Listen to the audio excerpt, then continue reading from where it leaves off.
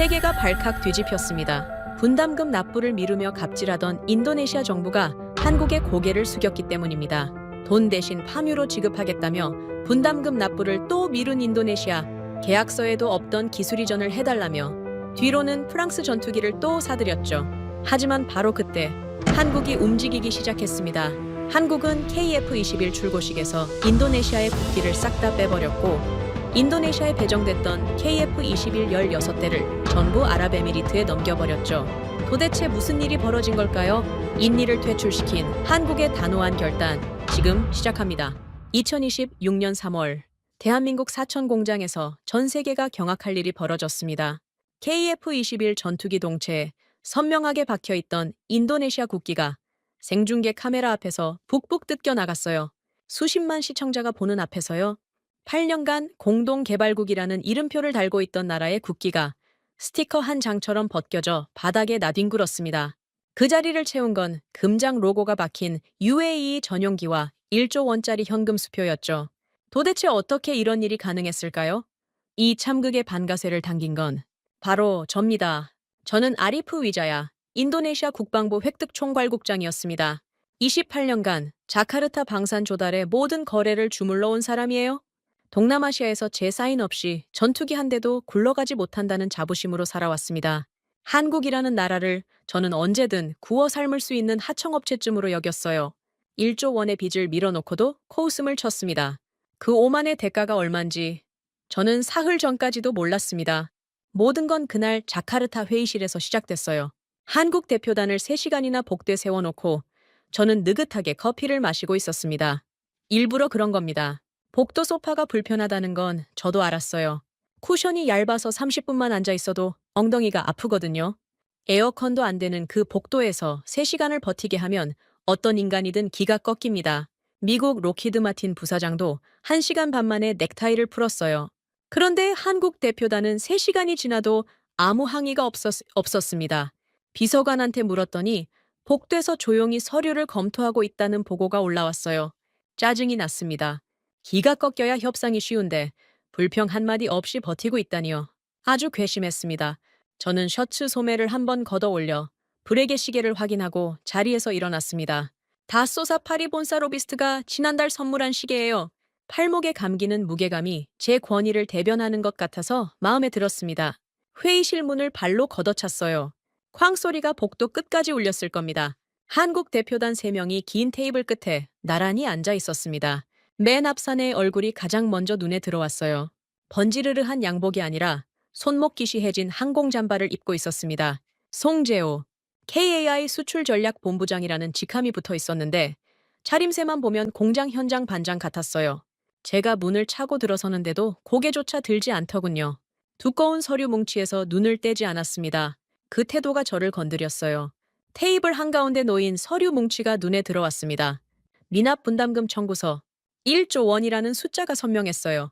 저는 그 서류를 송 본부장의 얼굴 앞으로 거칠게 밀쳐냈습니다. 종이 몇 장이 테이블 모서리를 넘어 바닥에 흩어졌어요. 송 본부장의 옆에 앉은 젊은 실무자가 움찔했지만 정작 송 본부장 본인은 미동도 하지 않았습니다. 현금은 한 푼도 못 줍니다. 제 목소리가 회의실 벽에 부딪혀 울렸어요. 의자에 앉지도 않은 채 내뱉은 첫마디였습니다. 한국 실무자 하나가 바닥에 흩어진 서류를 줍기 위해 허리를 숙이려 했어요. 송 본부장이 손가락 하나를 까딱하며 그를 제지했습니다. 서류는 바닥에 그대로 두라는 뜻이었죠. 그 여유로운 제지가 오히려 저를 더 자극했어요. 인도네시아산 파묘로 퉁치겠습니다. 현물 대납이요. 싫으면 오늘부로 공동개발국 이름표 떼겠소. 벼랑 끝 협박이었습니다. 계산은 끝나 있었어요. 한국은 KF-21의 최초 수출 실적이 간절했습니다.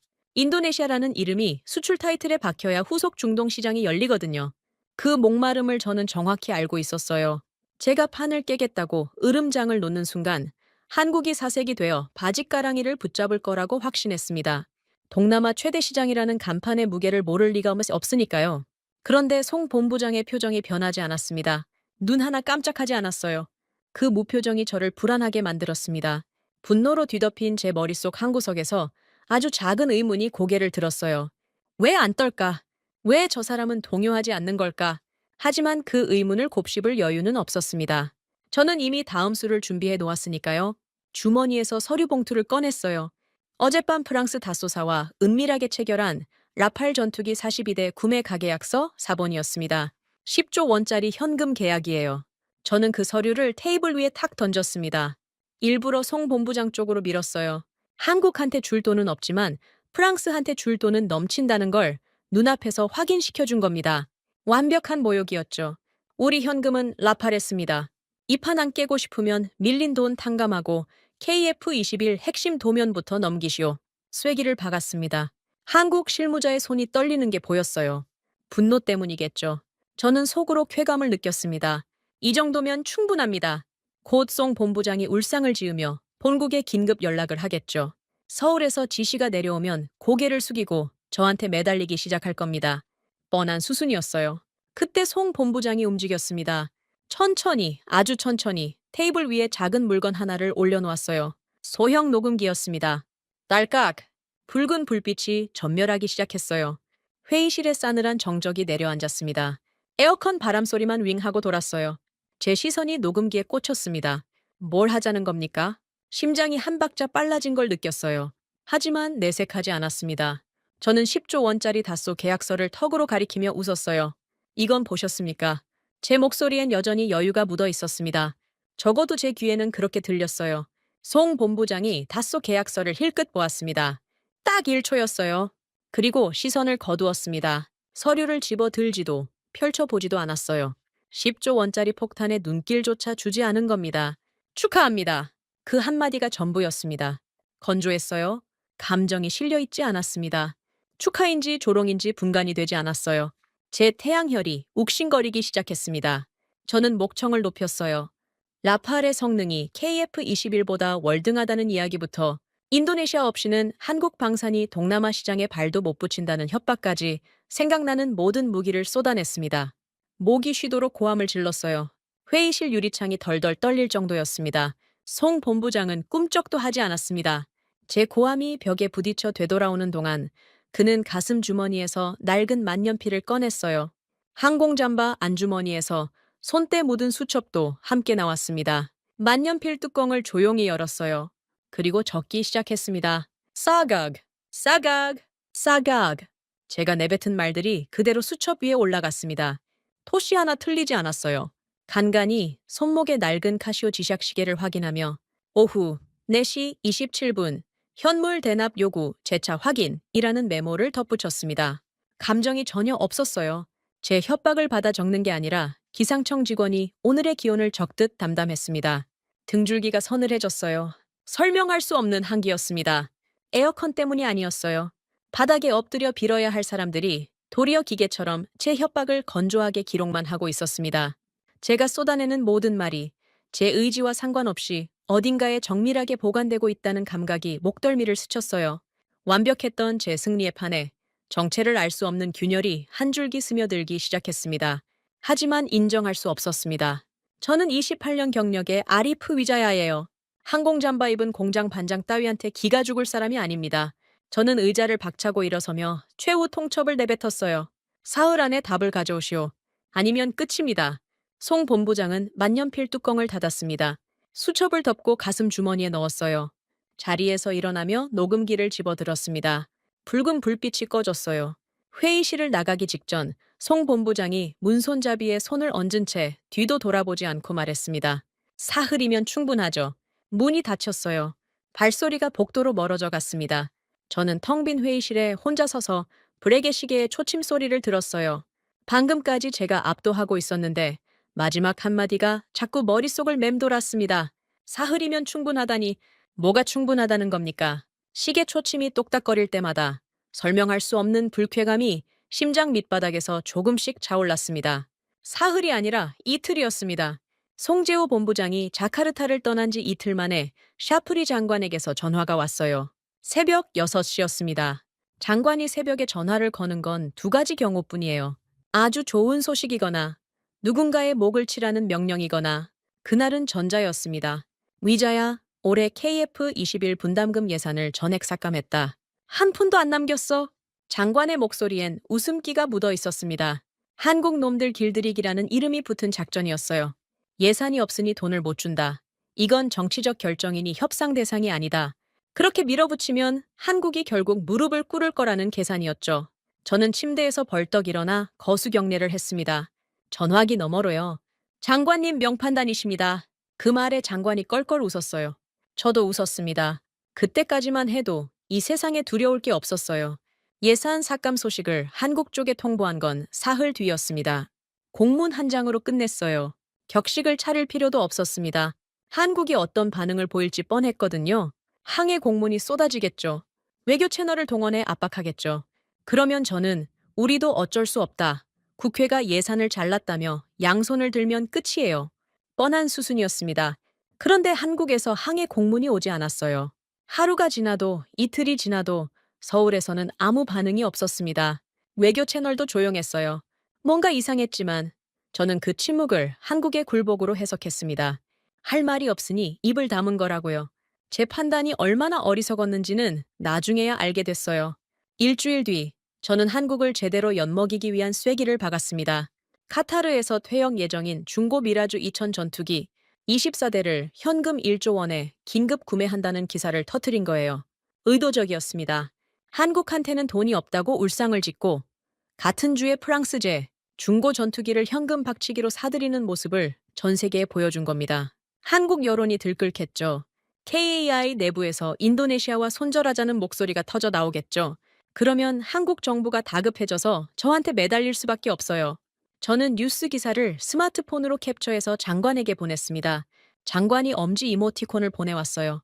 다음 날 자카르타 국방부에서 후속 협의가 잡혔습니다. 송재호 본부장이 다시 왔어요. 같은 항공잠바, 같은 카시오 지샥시계, 같은 무표정, 변한 게 하나도 없었습니다. 저는 미라주 기사가 나간 뒤니까 당연히 안색이 달라졌을 거라고 기대했어요. 주먹을 불끈 쥐든가, 최소한 언성을 높이든가 아무것도 없었습니다. 송 본부장은 자리에 앉자마자 서류 가방에서 신문 스크랩을 한 장 꺼냈어요. 카타르 미라주 구매 기사였습니다. 깔끔하게 오려붙인 스크랩 옆에 빨간 펜으로 날짜와 금액이 적혀 있었어요. 그걸 두꺼운 바인더에 철했습니다. 바인더 표지에는 계약 위반 누적 기록이라는 라벨이 붙어 있었어요. 담담하게 서류를 정리하는 회계사처럼요. 그 모습이 거슬렸습니다. 저는 일부러 송 본부장이 듣도록 중동 무기 브로커에게 전화를 걸었어요. 스피커폰으로 켰습니다. 아랍어 통역관을 끼고 UAE 쪽 중개상과 라팔 부품 수급 이야기를 나누며 낄낄거렸어요. 한국 전투기는 안중에도 없다는 걸 몸으로 보여준 겁니다. 송 본부장은 제 통화 내용을 들으며 수첩에 뭔가를 적었습니다. 또 적고 있었어요. 만년필이 사각거리는 소리가 제 웃음소리 사이로 스며들었습니다.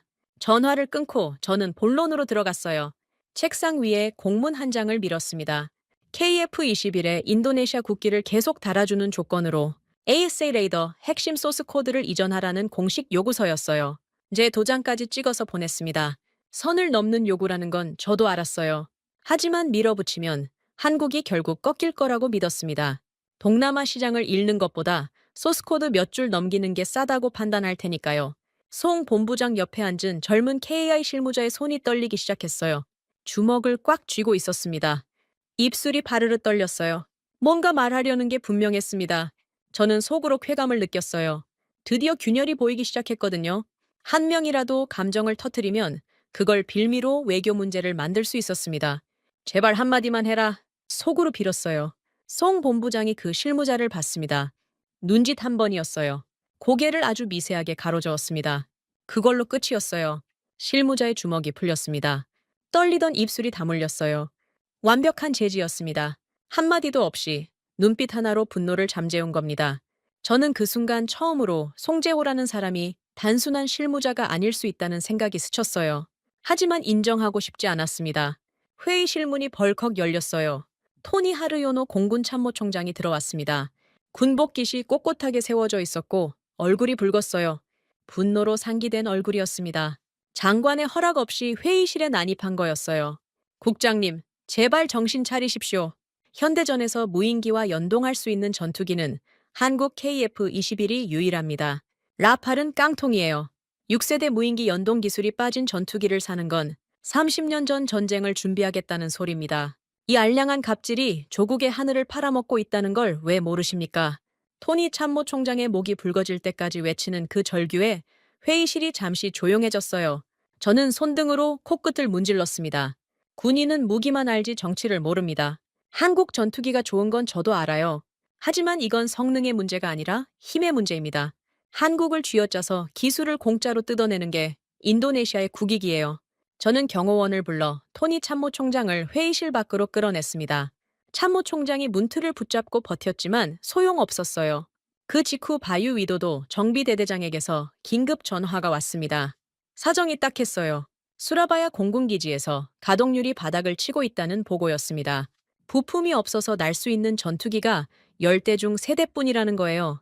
나머지 7대에서 쓸만한 부품을 뜯어다가 3대에 끼우는 동족 포식을 하고 있었습니다. 바유 대대장의 목소리가 갈라졌어요.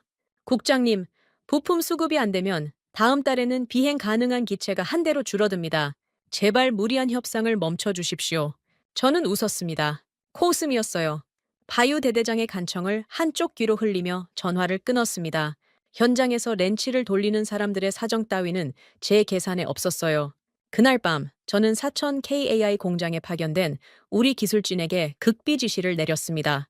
KF-21 핵심 서버에 접속해서 설계 도면을 다운로드하라는 명령이었어요. 인질이 되어주면 더 좋았습니다. 한국이 우리 기술진을 건드리면 외교 문제로 비화시킬 수 있으니까요. 완벽한 양면 작전이라고 스스로 감탄했습니다. 답이 온 건 다음 날 새벽이었어요.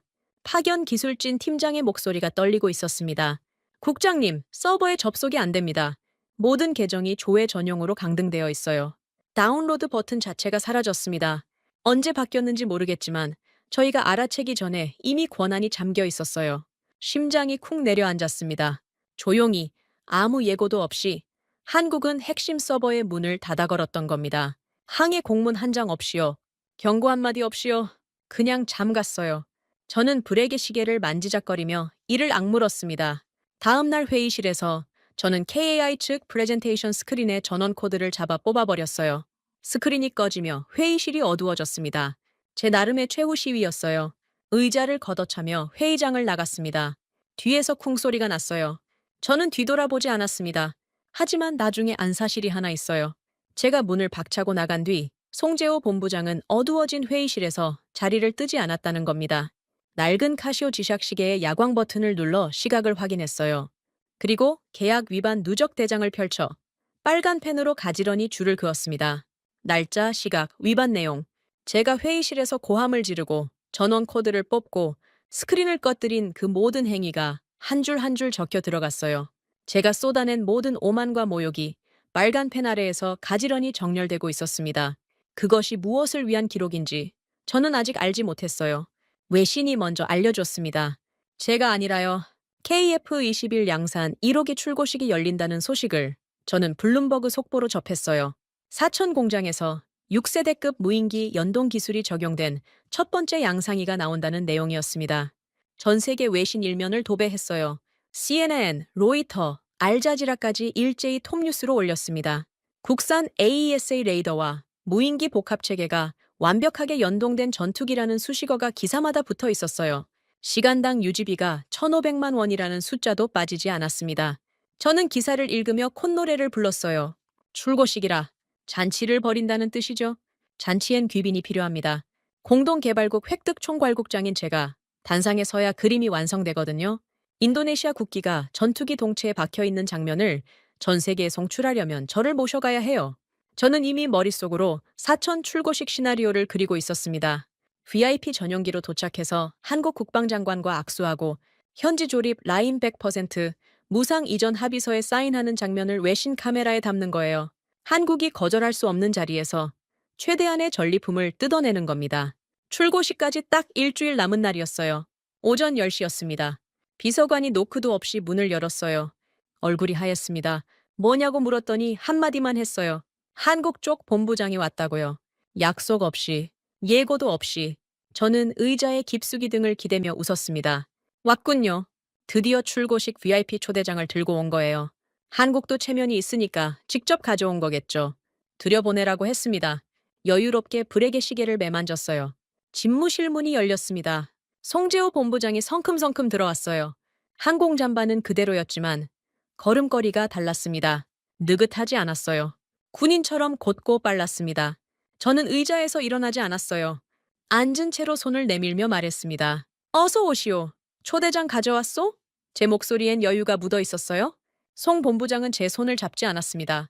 악수를 무시한 거예요. 대신 오른손에 들고 있던 두툼한 서류 봉투를 제 책상 한가운데 꽂아 넣었습니다. 쿵! 무게감이 있었어요. 서류가 책상 위에 팽고지를 넘어뜨렸습니다. 저는 멈칫했어요. 초대장치고는 너무 두꺼웠거든요. 봉투를 열었습니다. 손끝에 힘이 들어갔어요. 안에서 나온 건 VIP 좌석 배치도가 아니었습니다. 방위사업청과 KAI의 붉은 직인이 나란히 찍힌 공문이었어요. 제목을 읽는 순간 눈동자가 멈췄습니다. 계약 파기 예고장. 5글자가 선명했어요. 핏빛 직인 2개가 마치 눈알처럼 저를 노려보고 있었습니다. 요구사항은 단 3줄이었어요. 미납금 1조 원 전액 현금 납부, 기술 이전 요구 전면 철회, 72시간 내 확약서 서명, 3줄 아래에 작은 글씨가 한 줄 더 있었습니다. 조건 미이행 시 인도네시아 배정 물량 16대 전량 연구 취소. 연구라는 단어에 밑줄이 그어져 있었어요. 코웃음이 나왔습니다. 진짜로요. 배에서부터 올라온 웃음이었어요.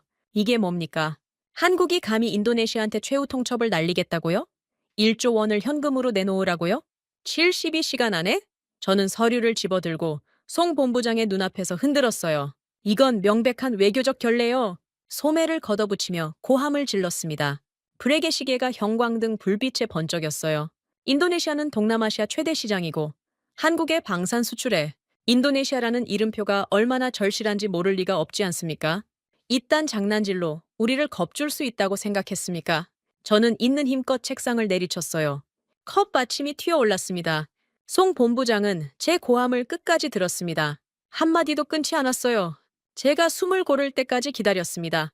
그리고 천천히 왼손을 들어 자기 손목에 낡은 카시오 지샥 시계를 톡톡 쳤어요. 검지손가락으로 2번. 그 동작의 의미를 저는 즉시 알아챘습니다. 시간은 흐르고 있다. 72시간의 카운트다운은 이미 시작됐다. 그런 뜻이었어요. 등골이 서늘해졌습니다. 또 그 감각이었어요. 첫 번째 회의 때 느꼈던 것과 같은 설명할 수 없는 한기. 하지만 이번엔 더 선명했습니다. 저는 그 서늘함을 분노로 덮어 씌웠어요. 나가쇼! 고함과 함께 손가락으로 문을 가리켰습니다. 뒤통수에 대고 쌍욕을 퍼부었어요. 인도네시아어로, 영어로 생각나는 모든 언어를 동원했습니다. 송 본부장은 제 욕설을 등에 맞으며 집무실을 나갔어요. 뒤돌아보지 않았습니다. 발소리가 복도로 멀어지는 동안에도 저는 욕을 멈추지 못했어요. 목이 쉬어갔습니다. 문이 닫히고 집무실이 조용해졌을 때 저는 책상 위에 남겨진 서류를 다시 내려다봤습니다. 핏빛 직인 2개가 여전히 저를 올려다보고 있었어요. 72시간, 사흘, 고작 사흘이잖아요. 한국이 진짜로 끊겠습니까? 인도네시아를요? 동남아시아 최대 시장을요? 말도 안 됩니다. 허세예요. 해어세. 저는 서류를 구겨 쓰레기통에 던졌습니다. 정확히 던졌어요. 쓰레기통 안에 깔끔하게 들어갔습니다. 저는 의자에 다시 앉아 다리를 꼬았어요. 불에게 시계의 초침이 조용히 돌아갔습니다. 허세라고 다시 한번 속으로 되뇌었어요. 그런데 손이 떨렸습니다. 아주 미세하게요.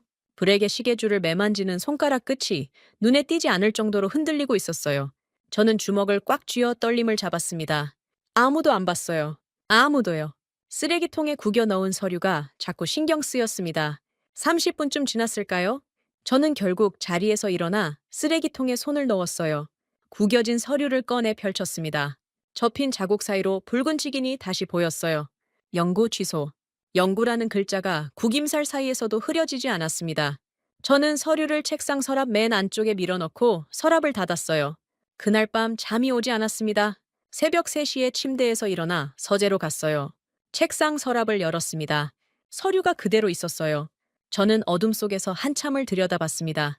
72시간. 숫자가 머릿속에서 시계 초침처럼 똑딱거렸어요. 한국이 허세를 부리는 걸까요? 아니면 진짜 칼을 뽑은 걸까요? 송재호 본부장이 제 손목 시계를 톡톡 치던 그 동작이 자꾸 떠올랐습니다. 무표정했던 그 얼굴에서 저는 어떤 표정도 읽어내지 못했어요. 분노도, 경멸도, 두려움도 없었습니다. 아무것도 없었어요. 그게 가장 무서웠습니다. 서재 창문 너머로 자카르타의 새벽 하늘이 보였어요. 수라바야 기지에서 부품이 없어 날지 못하는 전투기들이 문득 떠올랐습니다. 바유 대대장이 갈라진 목소리로 매달리던 게 생각났어요. 하지만 저는 고개를 저었습니다. 그건 그 사람들 사정이에요. 제 사정이 아닙니다. 저는 서랍을 닫고 침대로 돌아갔어요. 이불을 덮었지만 여전히 잠이 오지 않았습니다. 스마트폰 화면이 켜졌어요. 알림 하나가 떴습니다. KAI 발신이었어요. 자녀 시간 통보, 70시간. 심장이 덜컥 내려앉았습니다. 카운트다운이 진짜 시작된 거예요. 저는 스마트폰을 뒤집어 베개 밑에 밀어 넣었습니다. 눈을 감았어요. 브레게 시계의 초침이 어둠 속에서 또각또각 울렸습니다.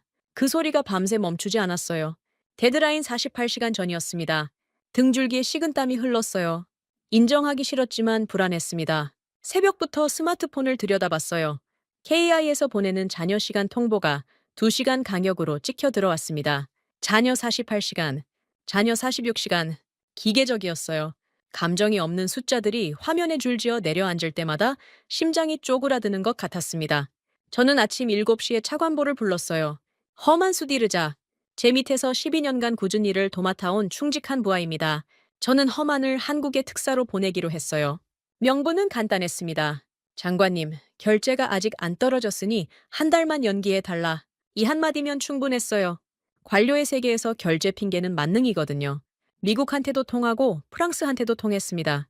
한국이라고 다를 게 뭐가 있겠습니까? 험한이 인천행 비행기를 탔어요. 착륙 후 곧장 KAI 본사로 향했습니다. 저는 자카르타 집무실에서 전화를 기다렸어요. 1시간이 지나도 연락이 없었습니다. 2시간이 지나자 초조해졌어요. 3시간째 전화벨이 울렸습니다. 험한의 목소리가 떨리고 있었어요. 국장님, 면담이 거절됐습니다. 로비에서 30분을 기다렸는데 접수 담당자가 나와서 종이 한 장을 건네더군요. 거기에 딱 한 줄 적혀 있었습니다. 72시간 현금 완납 확약서 외 일체의 문서 접수를 거부한다.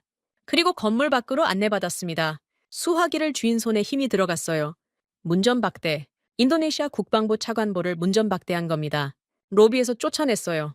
저는 이를 악물었습니다. 좋아요. 그렇게 나오겠다는 거죠. 그럼 다른 판을 벌이겠습니다. 제 머릿속에 떠오른 건 언론이었어요. 한국 여론을 뒤집으면 됩니다. KAI가 동남아 최대 파트너를 갑질로 내쫓고 있다는 프레임을 만드는 거예요. 한국 국민들이 들고 일어나면 정부가 압박을 받겠죠. 그러면 KAI도 물러설 수밖에 없습니다. 저는 자카르타 주재 한국 언론 특파원 2명에게 비밀리에 접선했어요. 촌지를 찔러 넣었습니다. 기사 방향까지 친절하게 써줬어요. 한국 방산업체 오만, 동남아 파트너를 협박하는 KAI의 민낯, 제목까지 정해줬습니다. 기사가 송고되기도 전에 역풍이 불어왔어요. 제 책상 위에 놓인 노트북 화면에 속보 알림이 떴습니다. 한국방위사업청 공식 발표. 제목을 읽는 순간 심장이 멎는 줄 알았어요.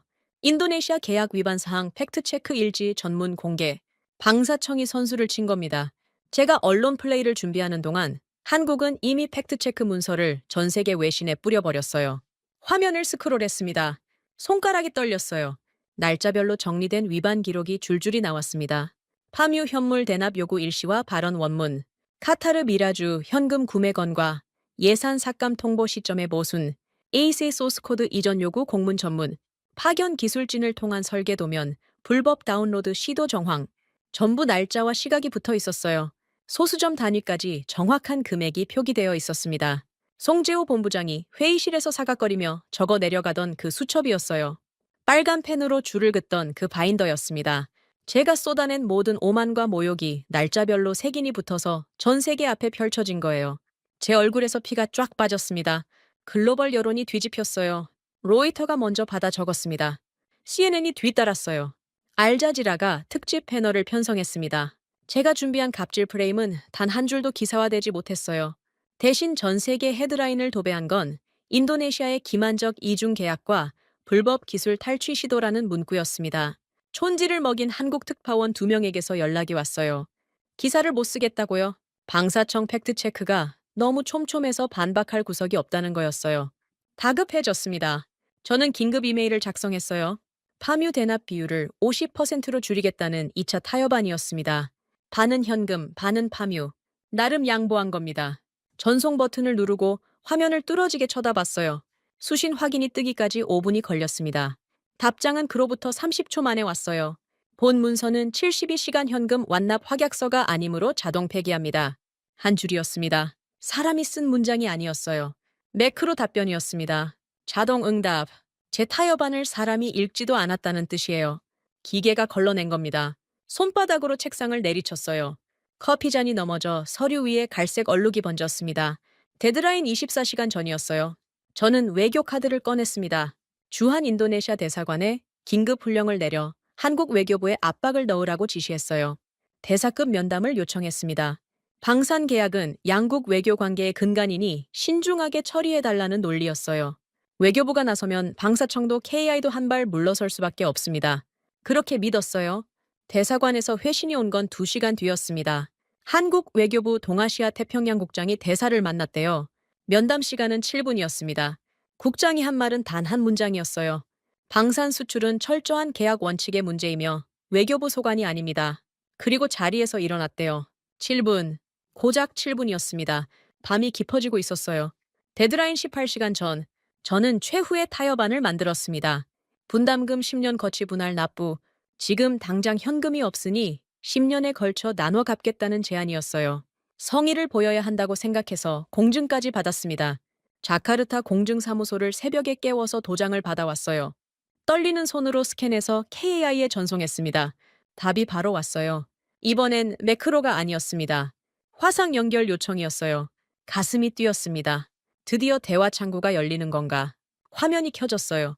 KAI 실무자 한 명이 앉아 있었습니다. 제 얼굴을 보지도 않았어요. 그 실무자는 제가 보낸 10년 거치 분할 납부 서류를 출력해서 들고 있었습니다. 공증 도장이 선명한 그 서류를요. 실무자가 천천히 일어서더니 옆에 놓인 파쇄기에 서류를 밀어 넣었습니다. 윙! 기계음이 화상 마이크를 통해 제 귀에 꽂혔어요. 제 눈앞에서 새벽에 공증사무소를 깨워가며 만든 서류가 면발처럼 잘려나갔습니다. 화면이 꺼졌어요. 연결 종료. 의자 등받이에 머리를 부딪혔습니다. 천장이 빙빙 돌았어요. 이건 뭡니까? 이건 도대체 뭡니까? 그때 집무실 문이 벌컥 열렸어요. 토니 하르요노 공군 참모총장이었습니다. 군복이 구겨져 있었어요. 급하게 달려온 게 분명했습니다. 토니 참모총장이 제 책상 앞까지 성큼성큼 다가왔어요. 저를 내려다봤습니다. 눈이 충혈되어 있었어요. 위자야, 마지막으로 묻겠다. 지금이라도 현금을 치면 늦지 않았어. 미라주 계약을 취소하고 그 돈을 한국에 보내면 아직 기회가 있단 말이야. 토니 참모총장의 목소리가 갈라졌어요. 멱살을 잡힐 뻔했습니다. 참모총장의 손이 제 옷깃 근처까지 왔어요. 저는 경호원을 불렀습니다. 2명이 달려와 참모총장의 양팔을 잡았어요. 토니 참모총장이 끌려나가면서 고함을 질렀습니다. 내 놈이 조국의 하늘을 팔아먹고 있어. 알고나 있냐? 문이 닫혔어요. 고함이 복도 너머로 멀어졌습니다. 저는 흐트러진 옷매무새를 고치며 브레게 시계를 봤어요. 데드라인 12시간 전. 자정이 가까웠습니다. 저는 차를 몰고 샤프리 장관의 사저로 달려갔어요. 장관이라면 해결할 수 있습니다. 장관이 직접 나서면 한국 쪽도 체면을 세워줄 겁니다. 장관은 인도네시아 군부의 최고 실세예요. 그분의 전화 한 통이면 모든 게 해결됩니다. 사저에 도착했을 때 대문은 굳게 닫혀 있었어요. 인터폰을 눌렀습니다. 한참 뒤에 비서관이 나왔어요. 장관님을 뵈어야 합니다. 긴급합니다. 제 목소리가 떨리고 있었습니다. 비서관이 저를 올려다봤어요. 표정이 없었습니다. 입을 열었어요. 장관님 말씀이십니다. 내 선에서 알아서 수습해. 철문이 닫혔습니다. 콩! 소리가 가슴 한가운데를 때렸어요. 저는 철문 앞에 서서 움직이지 못했습니다. 다리에 힘이 풀렸어요. 꼬리 자르기. 장관이 저를 버린 겁니다. 내 선에서 알아서 수습해. 그 한마디가 제 28년 충성에 대한 답이었어요. 차에 돌아와 운전대에 이 말을 기댔습니다. 스마트폰이 울렸어요. 카이벌씬! 자녀 시간 통보 10시간. 이어서 또 울렸어요. 자녀 9시간. 사형 선고가 1시간 간격으로 날아들고 있었습니다. 저는 스마트폰을 조수석에 내던졌어요. 화면이 꺼지지 않았습니다. 숫자가 어둠 속에서 푸르게 빛났어요. 자카르타의 밤하늘에는 별이 없었습니다. 도시의 불빛이 전부 삼켜버렸거든요. 저는 운전대 위에 이마를 댄 채 눈을 감았어요. 송재호 본부장이 카시오 지샥 시계를 톡톡 치던 손가락이 어둠 속에서 선명하게 떠올랐습니다. 그 무표정한 얼굴이, 그 사각거리는 만년필 소리가 제 머릿속을 가득 채웠어요. 스마트폰이 또 울렸습니다. 자녀 8시간. 데드라인 종료 2시간 전이었습니다. 새벽 내내 한숨도 못 잤어요. 셔츠가 땀에 절어 등에 달라붙었습니다. 거울을 볼 용기가 없었어요. 눈 밑이 시커멓게 내려앉았을 거라는 건 알고 있었습니다. 커피를 4잔째 마셨는데 손떨림만 심해졌어요. 카페인 때문인지 공포 때문인지 구분이 되지 않았습니다. 저는 화상회의를 요청했어요. 마지막 카드였습니다. 직접 얼굴을 보고 이야기하면 뭔가 달라지지 않겠습니까? 사람 대 사람으로 마주보면 칼을 못 쓰는 법이에요. 적어도 제가 아는 세상에서는 그랬습니다. 화상 연결 요청을 보내고 3분을 기다렸어요. 수락 알림이 떴습니다. 가슴이 뛰었어요. 아직 끝나지 않았다는 뜻이니까요. 화면이 켜졌습니다. 송재호 본부장이 아니었어요. 항공잠바도 가시오 지샥시계도 보이지 않았습니다. 대신 은퇴 안경을 쓴 사내가 화면 정중앙에 앉아 있었어요. 가르마가 한치의 오차도 없이 정확하게 나뉘어 있었습니다. 양복깃에 방위사업청 배지가 붙어 있었어요. 배지 아래 이름표를 읽었습니다. 박태산 계약 법무부장. 처음 보는 얼굴이었어요. 송 본부장은 어디 있습니까? 제 목소리가 갈라졌어요. 박태산이라는 사내가 안경 너머로 저를 봤습니다. 동공이 미동하지 않았어요. 송 본부장님은 출고식 현장 준비로 자리를 비우셨습니다. 남은 절차는 제가 담당합니다. 남은 절차. 그 단어가 귓전을 스쳤어요. 절차라니요? 아직 협상이 끝나지 않았는데 무슨 절차를 밟겠다는 겁니까? 저는 화면을 향해 몸을 앞으로 숙였습니다. 땀이 턱끝에서 뚝 떨어졌어요. 박 부장, 좋습니다. 적당히 깎아줄 테니 이쯤에서 합의합시다. 파묘 비율을 30%로 낮추겠소. 나머지 70은 현금으로 하겠소. 단, 납부 기한을 6개월만 늘려주시오. 제 목소리엔 애걸이 묻어 있었습니다. 스스로도 알았어요. 이틀 전만 해도 상상할 수 없었던 톤이었습니다. 하지만 지금은 자존심을 차릴 여유가 없었어요. 16대의 전투기가 사라지느냐 마느냐의 갈림길이었으니까요. 박태산 부장은 제 말이 끝날 때까지 미동도 하지 않았습니다. 얼굴에 감정이 없었어요. 송재호 본부장과 같은 부류의 사람이라는 걸 직감적으로 알아챘습니다. 찔러도 피 한 방울 안 나올 것 같은 인상이었어요. 박 부장이 천천히 책상 위에서 두꺼운 파일을 집어들었습니다. 표지가 카메라에 잡혔어요. 법무 검토 완료라는 직인이 선명했습니다. 파일을 세우르륵 펼쳤어요. 수십 장의 서류가 넘어갔습니다. 특정 페이지에서 손가락이 멈췄어요. 박 부장이 그 페이지를 카메라 앞으로 바짝 들이밀었습니다. 화면 가득 글씨가 찼어요. 본 계약서 특약 제사조 2항, 조건부 유예 절대 불가 조항에 의거하여 귀국에 연장하는 검토 가치조차 없어 즉각 폐기했습니다. 박 부장의 목소리는 평탄했어요. 뉴스 앵커가 오늘의 날씨를 읽듯 담담했습니다. 하지만 그 안에 담긴 내용은 날씨가 아니었어요. 칼날이었습니다. 저는 눈을 비볐어요. 특약 제사조 2항이라니 그런 조항이 있었습니까? 계약서를 사인할 때 분명히 훑어봤습니다. 아니, 솔직히 말하면 훑어보지 않았어요. 부하 직원에게 시켜서 요약본만 받아봤습니다. 수백 페이지짜리 계약서를 누가 다 읽겠습니까? 특약은 형식적인 장치라고 생각했어요. 어차피 한국이 파기할 배짱이 없을 테니 사문화된 조항이라고 무시했습니다. 박 부장이 계속 읽었어요. 동조항 남목. 기한 내 조건 미이행 시 기납부금 전액은 대한민국 국고에 영구 귀속되며 공동개발국 지위는 복원 불가능한 형태로 영구 박탈됩니다. 영구 귀속. 귀가 먹먹했어요. 6천억 원이 영구 귀속된다고요? 우리가 8년간 나눠낸 그 돈을 한 푼도 안 돌려준다는 겁니까? 저는 의자에서 벌떡 일어섰습니다. 무릎이 책상 모서리에 부딪혀 욱신거렸지만 느끼지 못했어요. 그건 사기 계약이요. 그 조항은 무효요. 우리한테 설명한 적도 없잖소. 고함을 질렀습니다. 목이 터질 것 같았어요. 박태산 부장은 안경을 살짝 치켜 올렸습니다.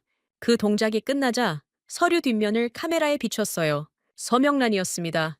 인도네시아 국방부 획득 총괄국장 아리프 위자야. 제 사인이 선명하게 찍혀 있었어요. 날짜까지 제 손으로 적은 겁니다. 5년 전이었어요. 읽지도 않고 사인한 그 페이지가 지금 제 목을 조르고 있었습니다. 다리에 힘이 풀렸어요. 의자에 털썩 주저앉았습니다. 화면 속 박 부장은 서류를 내려놓고 양손을 가지런히 책상 위에 모았어요. 기다리는 자세였습니다. 더 할 말이 있으면 하라는 뜻이었죠. 저는 마지막 카드를 꺼냈어요. 떨리는 목소리로 내뱉었습니다. 역소. 박이야시오. 하지만 우리가 낸 6천억 원은 당장 토해내야 할 것이오. 국제중재재판소에 가겠소. 환불 카드였습니다. 6천억이라는 숫자가 제 마지막 무기였어요. 한국이 아무리 원칙을 내세워도 6천억 원을 그냥 삼킬 수는 없을 겁니다. 국제 여론이 가만 놔두지 않을 거예요. 최소한 돈이라도 건져야 했습니다. 박태산 부장이 입꼬리를 미세하게 움직였어요. 웃음이 아니었습니다. 실소에도 미치지 못하는 경련에 가까운 움직임이었어요. 박 부장이 방금 읽었던 서류를 다시 들어 올렸습니다. 같은 페이지를 카메라에 비췄어요. 제 사인 바로 위에 있던 문구를 검지 손가락으로 짚었습니다. 다시 한번 말씀드리겠습니다. 기납부금 전액 국고, 영구 귀속, 귀국이 사인하신 조항입니다. 화면이 흐려졌어요. 제 눈에 물이 고인 건지, 화면이 고장난 건지 분간이 안 됐습니다. 6천억 원이 증발한 거예요. 8년간 나눠냈던 돈이 한국 국고에 영원히 묻히게 된 겁니다. 돌려받을 방법이 없었어요. 제가 직접 사인한 조항이니까요. 머리가 하얘졌습니다. 이성이 무너지는 소리가 귀 안에서 울렸어요. 저는 떨리는 손으로 스마트폰을 집어들었습니다. 4천 KAI 공장에 파견된 우리 기술진 팀장에게 메시지를 보냈어요. 극비 지시였습니다. KAI 내부망에 연결된 컴퓨터에서 물리적으로 하드디스크를 뽑아라. 서버가 잠겨 있으면 본체를 통째로 들고 나와라. 뭐라도 갖고 나와야 합니다. 뭐라도요? 답장이 온 건 7분 뒤였어요. 팀장의 메시지는 짧았습니다. 국장님, 모든 계정이 잠금 처리됐습니다. 기숙사에서 짐을 빼라는 통보를 받았어요. 한국 경찰이 와 있습니다. 지금 통제 아래서 짐을 싸고 있습니다. 스마트폰이 손에서 미끄러졌어요. 바닥에 떨어져 화면이 갈라졌습니다. 한국 경찰. 경찰이 왔다고요? 저는 의자에서 굴러떨어졌어요. 무릎이 바닥에 부딪혔습니다. 통증이 올라왔지만 느끼지 못했어요. 화상 화면 속 박태산 부장은 여전히 같은 자세로 앉아 있었습니다. 양손이 가지런히 모아져 있었어요. 안경 너머 동공에 아무런 감정이 없었습니다. 제가 바닥에서 기어 올라와 화면을 붙잡고 악을 쓰는 동안에도 미동이 없었어요. 이건 사기요. 국제재판소에 가겠소. 전 세계가 알게 될 것이오. 제 목소리가 찢어졌습니다. 성대가 타는 것 같았어요. 박태산 부장이 천천히 안경을 벗었습니다. 렌즈를 양복 안감으로 닦았어요. 다시 썼습니다. 그 동작이 끝나자 오른손을 움직여 책상 한쪽에 놓인 작은 장치 위에 손가락을 올렸어요. 빨간색 타이머였습니다. 디지털 숫자가 깜빡이고 있었어요. 저는 화면에 바짝 얼굴을 들이밀었습니다.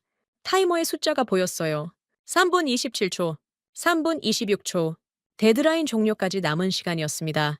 숫자가 하나씩 줄어들 때마다 심장이 같이 쪼그라들었어요. 1분이 지났습니다. 박 부장은 움직이지 않았어요. 저도 움직이지 못했습니다. 화면 속 타이머 숫자만 줄어들었어요. 2분, 1분, 30초, 10초. 박태산 부장이 입을 열었습니다. 공동개발국 지휘 영구 박탈 자동 절차를 발동합니다. 타이머가 0을 가리켰어요. EBI 하는 전자음이 화상 스피커를 통해 제 귀에 꽂혔습니다. 짧고 날카로운 소리였어요. 그 소리가 끝나자 화면에 붉은 글씨가 떠올랐습니다. 절차 개시 완료. 박태산 부장이 서류를 덮었어요. 파일을 닫고 책상 위에 내려놓았습니다. 안경 너머 시선이 카메라를 똑바로 응시했어요. 위자야 국장님, 72시간 동안 기회를 드렸습니다. 화면이 꺼졌어요. 연결 종료. 제 집무실에 정막이 내려앉았습니다. 모니터 화면에 제 얼굴이 비쳤어요. 땀범벅이 된 얼굴, 충혈된 눈, 벌어진 입. 그 얼굴이 제 것이라는 게 믿기지 않았습니다. 불의 계시기에 초침이 텅 빈 방 안에서 또각거렸어요. 그 소리밖에 들리지 않았습니다. 버비. 차가운 기계음이 스마트폰에서 울렸습니다. 자정 정각이었어요. 72, 시간의 카운트다운이 끝났다는 알림이었습니다. 화면에 뜬 문구는 단 한 줄이었어요. 데드라인 만료. 최종 절차 개시. 저는 집무실 소파에 구겨진 채 그 알림을 멍하니 들여다봤습니다. 밤새 잠을 못 잤어요. 넥타이는 풀린 지 오래였고 셔츠 단추 2개가 뜯겨나가 있었습니다. 언제 뜯었는지도 기억나지 않았어요. 화상 연결 요청이 들어왔습니다. KAI 발신이었어요. 저는 떨리는 손으로 수락 버튼을 눌렀습니다. 화면이 켜졌어요. 송재호 본부장이 앉아 있었습니다. 항공잠바 대신 감색 정장을 입고 있었어요. 처음 보는 차림이었습니다. 출고식 복장이구나 하는 생각이 스쳤어요. 그 사람한테는 잔치가 시작되는 날이니까요. 송 본부장이 저를 똑바로 봤습니다. 카메라 렌즈를 통해 제 눈과 그의 눈이 마주쳤어요. 28년 관료 생활에서 수많은 눈빛을 봐왔지만 저렇게 고요한 눈은 처음이었습니다. 분노도 경멸도 연민도 없었어요. 그냥 사실을 확인하는 눈이었습니다. 송 본부장의 오른손이 움직였어요. 책상 위에 놓인 서류를 들어 올렸습니다. 두꺼운 계약서 원본이었어요. 수백 페이지짜리. 8년 전 제가 사인한 바로 그 문서였습니다. 송 본부장이 왼손으로 붉은 도장을 집었어요. 계약 파기. 영문으로 터미네이티드라는 글자가 새겨진 고무인장이었습니다. 도장을 계약서 표지에 대고 힘을 줬어요. 쾅! 소리가 화상 스피커를 뚫고 들어왔습니다. 붉은 잉크가 종이 위에 번졌어요. 8년짜리 계약이 붉은 도장 하나로 끝났습니다. 저는 화면 앞에서 입을 벌린 채 굳어 있었어요. 말이 나오지 않았습니다. 송 본부장이 도장을 내려놓고 계약서를 덮었어요. 표지의 붉은 인장이 마지막으로 카메라에 잡혔습니다. 화면이 꺼졌어요. 연결 종료. 그로부터 15분 뒤에 전화가 울렸습니다. 샤프리 장관이었어요. 새벽에 장관이 직접 전화를 건다는 건 전쟁이 터졌거나 누군가의 목이 달아나기 직전이라는 뜻이에요. 장관의 목소리는 쉰 듯 낮았습니다. 위자야, 무슨 수를 써서라도 파기를 막아. 이제 와서요? 사저 철문 앞에서 저를 내쫓아 놓고 네 선에서 알아서 수습하라고 등을 돌려놓고 이제 와서 무슨 수를 쓰라고요? 가슴 밑바닥에서 뭔가가 끌어올랐지만 입 밖에 내지 못했어요. 장관은 장관이니까요.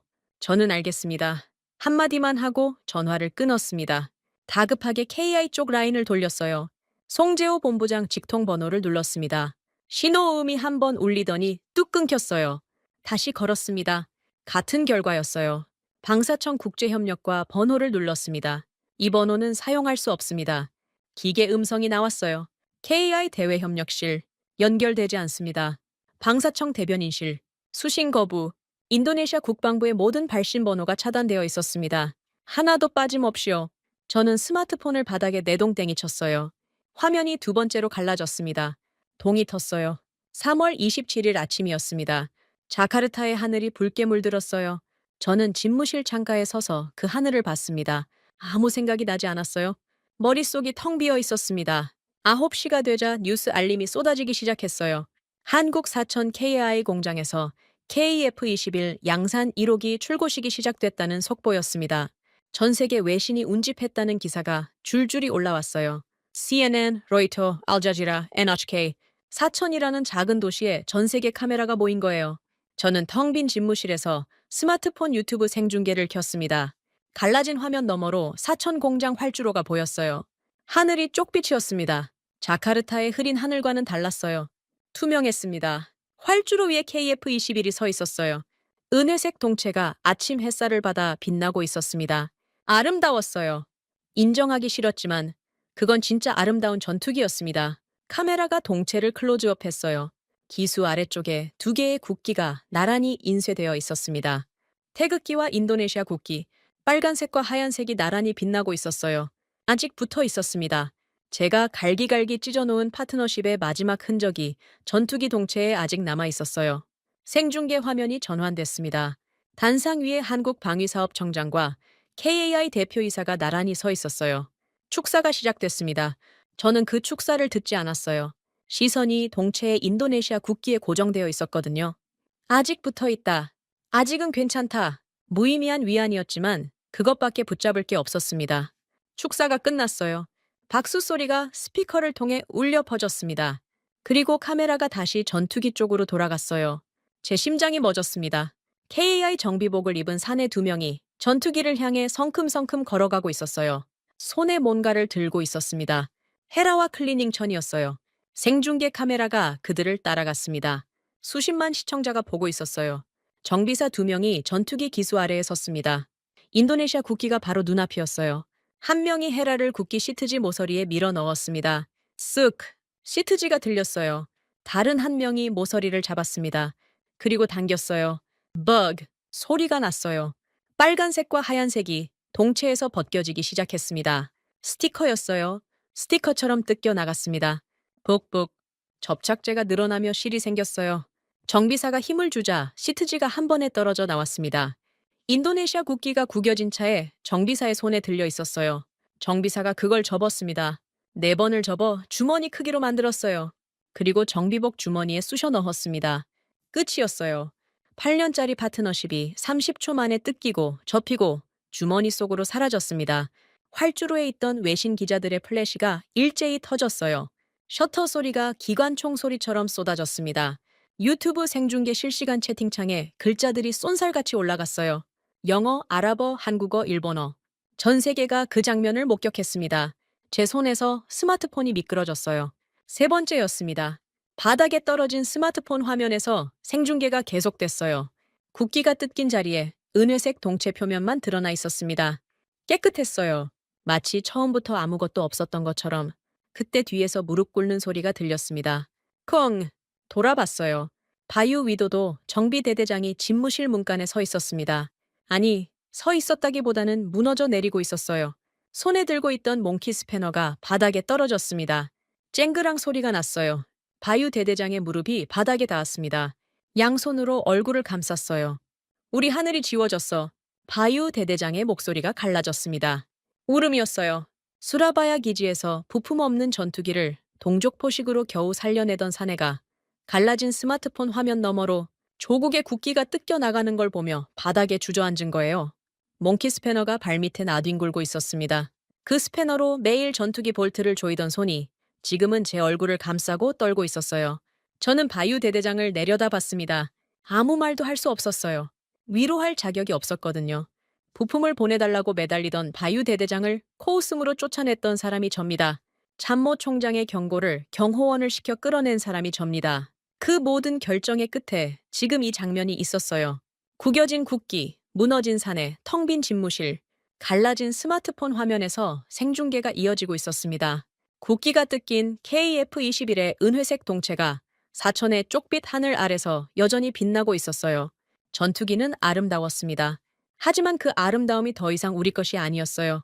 정비사 주머니 속에 구겨져 들어간 국기만이 모든 게 꿈이 아니라는 증거였습니다.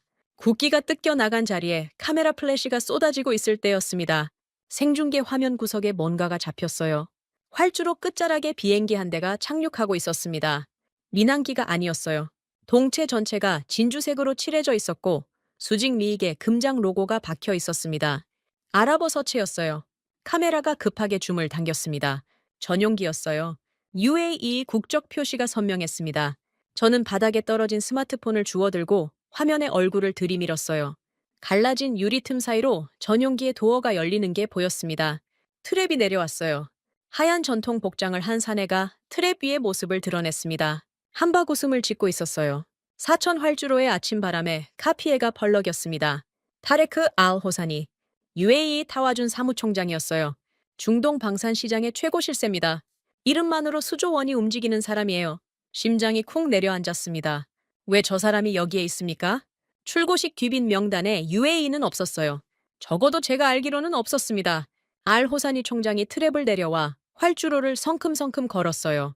한국 쪽 관계자 서너 명이 달려가 악수를 나눴습니다. 송재호 본부장도 보였어요. 감색 정장 차림의 송 본부장이 알 호사니 총장과 두 손을 맞잡고 있었습니다. 둘 다 웃고 있었어요. 오래전부터 알던 사이처럼 자연스러웠습니다. 제 머릿속에서 경보음이 울렸어요.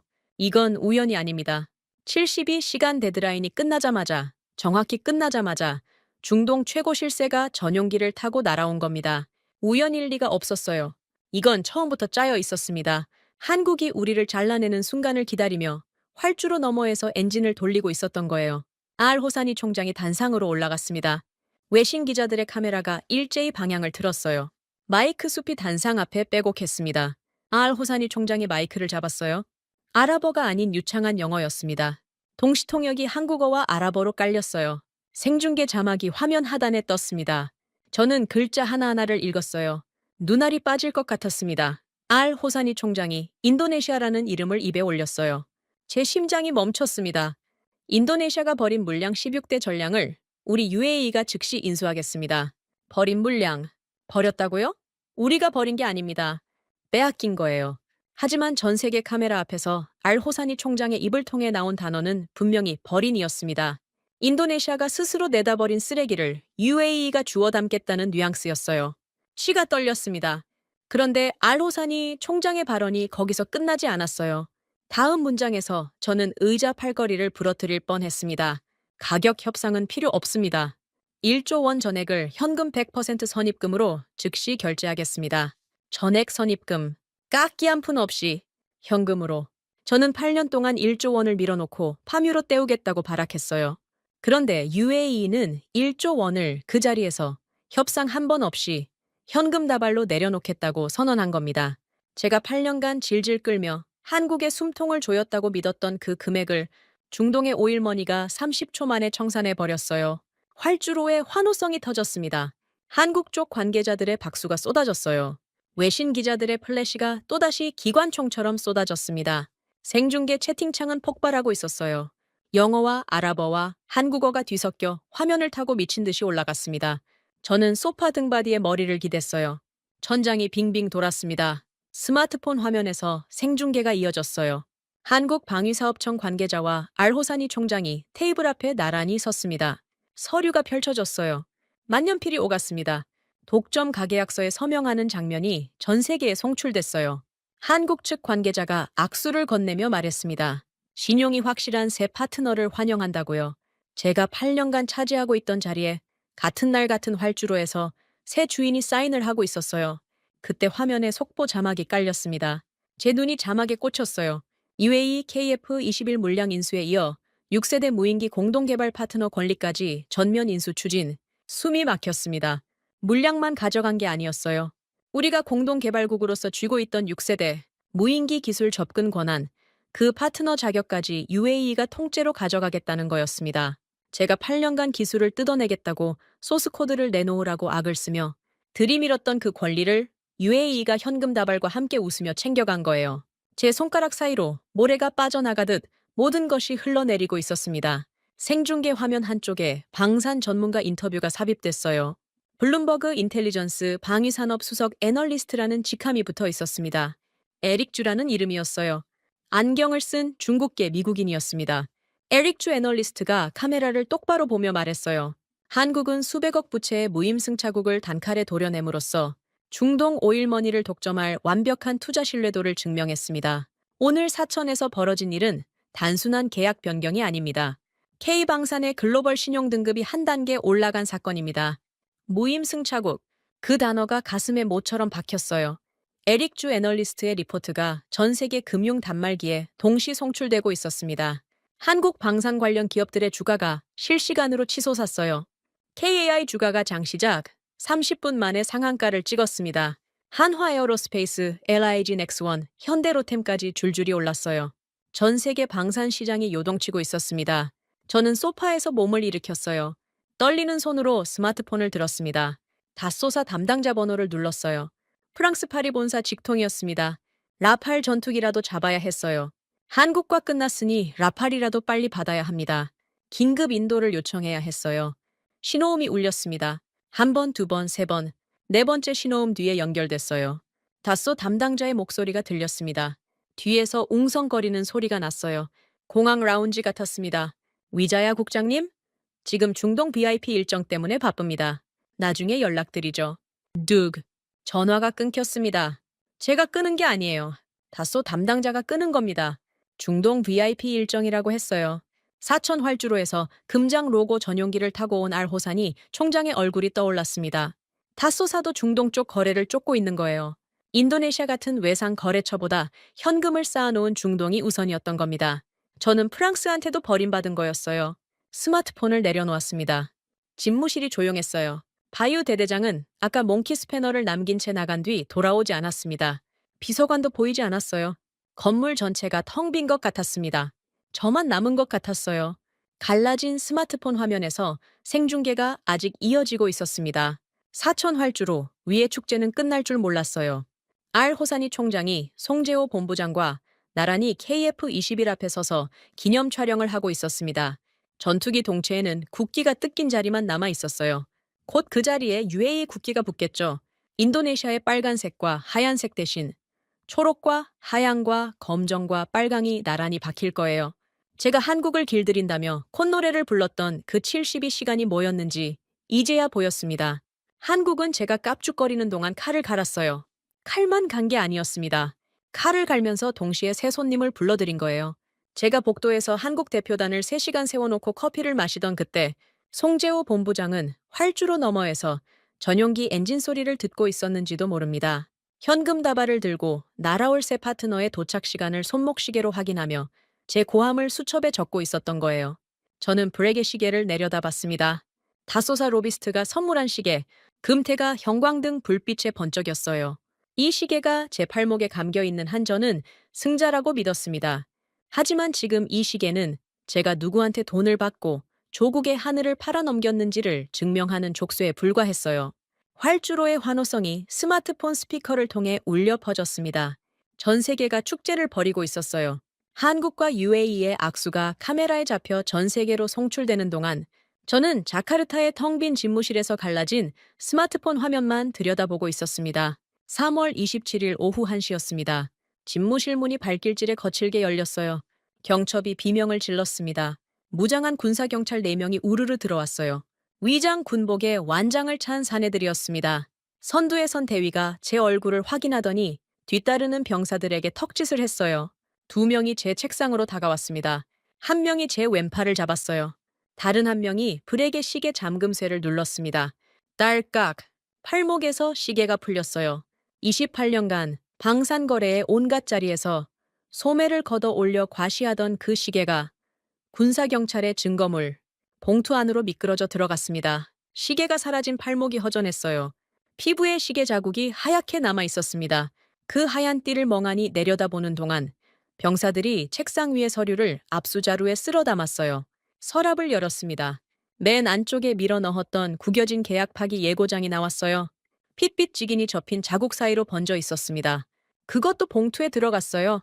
노트북, USB, 명함첩, 수첩, 28년 경력의 흔적들이 압수자루 3개에 나뉘어 담겼습니다. 5분이 채 걸리지 않았어요? 대위가 수갑을 꺼냈습니다. 은색이었어요. 형광등 불빛에 차갑게 번쩍였습니다. 제 양손을 앞으로 내밀라고 했어요? 저는 저도 모르게 손을 내밀었습니다. 저항할 힘이 없었어요. 딸깍! 수갑이 채워졌습니다. 브레게 시계보다 훨씬 무거웠어요. 금속이 뼈를 눌렀습니다. 대위가 제 팔을 잡고 집무실 밖으로 끌어냈어요. 복도가 텅 비어 있었습니다. 비서관도 부하 직원도 아무도 없었어요. 새벽부터 소문이 돌았던 모양입니다. 쥐새끼처럼 다들 숨은 거예요. 복도 끝에 있는 TV 모니터가 켜져 있었습니다. 걸음을 옮기면서 화면이 눈에 들어왔어요. 긴급 기자회견 생중계였습니다. 샤프리 장관이 연단에 서 있었어요. 군복 정장에 훈장이 주렁주렁 달려 있었습니다. 카메라 플래시를 받으며 엄숙한 표정을 짓고 있었어요. 입을 열었습니다. 오늘 대한민국과의 KF-21 공동개발 파기 사태에 대해 국민 여러분께 말씀드리겠습니다. 저는 복도 한가운데 멈춰 섰어요. 군사경찰이 팔을 잡아 끌었지만 다리가 굳어버렸습니다. 화면 속 장관이 계속 말했어요.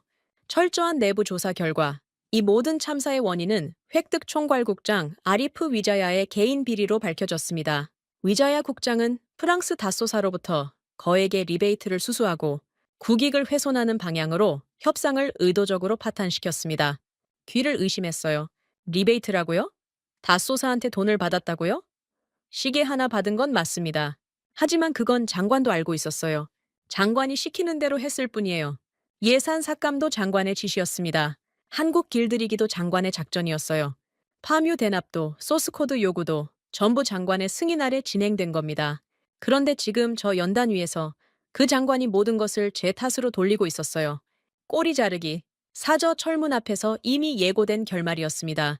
네 선에서 알아서 수습해. 그 한마디가 곧 사형 선고였다는 걸 그때는 몰랐어요.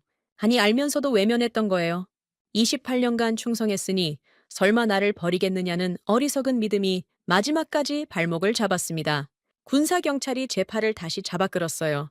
발이 끌리듯 복도를 지나갔습니다. 엘리베이터 앞에서 문이 열리길 기다리는 동안 뒤에서 발소리가 다가왔어요. 단단한 군화 소리였습니다. 돌아봤어요. 토니 하르요노 공군 참모총장이었습니다. 토니 참모총장이 군사경찰에게 손짓했어요. 잠깐만 멈춰라. 대위가 고개를 끄덕였습니다. 토니 참모총장이 제 앞에 섰어요. 가까웠습니다. 숨결이 느껴질 만큼요. 참모총장의 눈이 충혈되어 있었어요. 잠을 못 잔 게 분명했습니다. 저와 같은 밤을 보낸 거예요.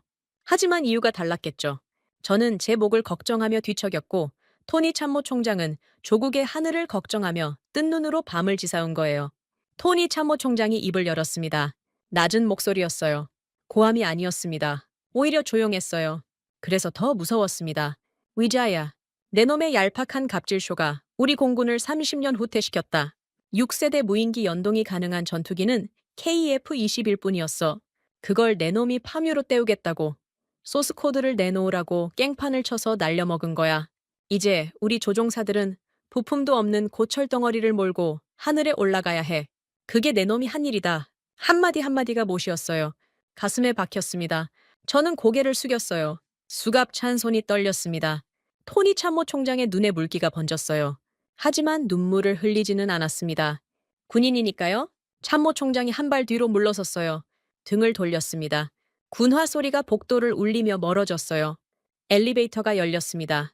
군사경찰이 저를 밀어 넣었어요. 지하 주차장으로 내려갔습니다. 군 호송차가 대기하고 있었어요. 짙은 초록색 철판 차량이었습니다. 뒷문이 열렸어요. 안은 어두웠습니다. 좁은 벤치 하나가 전부였어요. 저는 고개를 숙이고 올라탔습니다. 등이 철판에 부딪혔어요. 차가웠습니다. 호송차가 출발했어요. 좁은 창살 틈으로 바깥이 보였습니다. 자카르타 시내를 빠져나가 교외로 접어들자 군 기지 활주로가 눈에 들어왔어요. 수라바야가 아니라 한림 기지였습니다. 활주로 옆에 전투기 여러 대가 늘어서 있었어요. 라팔이었습니다. 카타르에서 긴급 도입한 중고 미라주가 아니라 다소사와 가계약을 맺었던 라팔이요. 아직 정식 인도도 안 된 초기 물량 2대가 테스트 명목으로 들어와 있었어요. 하지만 날개가 꺾여 있었습니다. 정확히는 날개 파일런에 붙어야 할 무장 체결 장치가 빠져 있었어요. 엔진 카울링이 열린 채 고정되어 있었고 내부 배선이 허옇게 드러나 있었습니다. 부품이 없는 거예요. 동족 포식을 당한 흔적이 역력했습니다. 바유 대대장이 매일같이 겪고 있던 그 참혹한 현실이 활주로 위에 고스란히 널려 있었어요. 날 수 없는 전투기, 부품을 뜯겨 속이 드러난 고철 덩어리, 그것이 제가 조국에 남긴 유산이었습니다. 호송차 창살 너머로 기지가 멀어졌어요. 군사 감옥이 가까워지고 있었습니다. 차 안의 작은 모니터에서 뉴스가 흘러나왔어요. 볼륨이 낮았지만 들렸습니다. 사천 출고식 이후 전 세계 방산 시장의 반응을 보도하고 있었어요. 중동을 넘어 유럽의 폴란드까지 KF-21 도입 의향서를 보냈다는 속보가 떠 있었습니다. 노르웨이, 말레이시아, 콜롬비아, 줄줄이 이름이 올라왔어요. 한국의 전투기를 사겠다고 전 세계가 줄을 서고 있었습니다. 제가 하청업체라고 비웃던 그 나라의 전투기 앞에요. 호송차가 멈췄습니다. 철문이 열렸어요. 군사 감옥이었습니다. 콘크리트 벽이 높았어요. 저는 호송차에서 내려 철문 안으로 걸어 들어갔습니다. 복도가 길었어요. 형광등이 노랗게 깜빡거렸습니다. 독방 문이 열렸어요. 안으로 들어갔습니다. 문이 닫혔어요. 컹! 울림이 뼛속까지 파고들었습니다. 독방은 좁았어요. 벽과 바닥이 전부 콘크리트였습니다. 침상 하나와 병이 하나, 그게 전부였어요. 창문은 손바닥 크기만 했습니다. 오후 5시에 햇빛이 비스듬히 들어왔어요. 저는 침상에 앉지 않았습니다. 바닥에 주저앉았어요. 차가운 콘크리트가 등을 눌렀습니다. 수갑이 풀린 손목에 빨간 자국이 남아 있었어요. 브레게 시계가 있던 자리 바로 위였습니다. 시계 자국과 수갑 자국이 겹쳐져 있었어요. 하나는 허영의 증거였고 하나는 파멸의 증거였습니다. 압수당하기 직전 갈라진 스마트폰에 떴던 마지막 알림이 떠올랐어요. 메일 한 통이었습니다. 발신자는 송재호, KI 수출전략본부장. 제목은 없었어요. 본문은 단 한 줄이었습니다. 협상은 끝났지만 인도네시아의 무운을 빕니다. 무운을 빈다. 그 한마디가 뼈를 때렸어요. 조롱이었을까요? 예의였을까요? 둘 다인 것 같았습니다. 28년 경력의 방산 관료를 상대로 항공잠바 차림의 낡은 가시오 지샥시계를 찬 사내가 녹음기와 만년필과 빨간 펜만으로 완벽하게 목을 잘라놓고 마지막에 남긴 말이 무운을 빈다는 한 줄이었어요. 독방 바닥에 웅크려 앉아 귀를 기울였습니다. 아무 소리도 들리지 않았어요? 브레게 시계의 초침 소리도, KAI의 자녀시간 통보음도, 샤프리 장관의 전화벨도 전부 사라졌습니다. 그런데 이상한 소리가 들렸어요. 환청이었습니다. 송재호 본부장이 회의실에서 만년필로 수첩에 적어 내려가던 그 소리가 콘크리트 벽 사이로 울려 퍼졌어요. 싸각, 싸각, 싸각. 제가 내뱉은 모든 오만이 기록되던 그 소리가 머릿속을 가득 채웠습니다. 저는 두 손으로 머리를 쥐어뜯었어요. 언제든 구워 삶을 수 있다고 믿었던, 한국을 만만한 호구로 착각했던 그 알량한 오만함이 결국 제 목을 쳤습니다. 조국 하늘의 미래까지 함께요. 독방의 손바닥만 한 창문 너머로 자카르타의 하늘이 어두워지고 있었어요. 그 하늘을 지킬 전투기는 이제 없었습니다. 지금까지 대한민국의 감동을 전하는 감동 유나였습니다. 다음 영상에서 더 재미있고 감동적인 대한민국의 이야기로 찾아뵙겠습니다. 선배님들 좋은 하루 되세요.